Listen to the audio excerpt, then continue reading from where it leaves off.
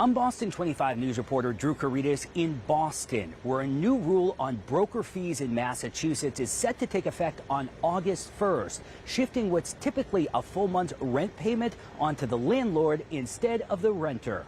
I think it's almost like putting a Band-Aid on a bullet wound. Renter-paid broker fees are coming to an end in Massachusetts in less than a month, and real estate agent Mark Ruane says it's already impacting the pricing of rental inventory that's about to hit the market. The landlords are going to absorb these costs, and they're just going to raise their rents. Landlords are already strategically pricing their properties to reflect these changes. Ruane with MGS Group Real Estate says renters have reluctantly accepted the extra cost of a full month's rent in recent years to keep their applications competitive in a tight housing market with limited inventory. People just starting out their careers to where, that extra 1x month of rent on top of everything is cumbersome and keeps them from getting ahead. Colin Flynn, who lives in Boston's South End, says the upfront costs to move into an apartment with a broker's fee, often surpassing $10,000, have been draining renters' bank accounts for far too long. It'll amortize differently than having to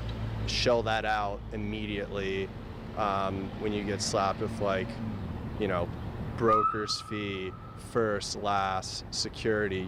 Critics of the new rules say lawmakers should be more focused on increasing the supply in the rental market and believe it won't absolve renters from the cost of a broker to screen applicants, conduct background checks, and make sure housing laws are being complied with. They'll raise the rent, or they will require the renter to bring their own broker. I feel like this broker thing, it was 2 sentences worth of work for the legislature. It's generated a lot more buzz than it's worth.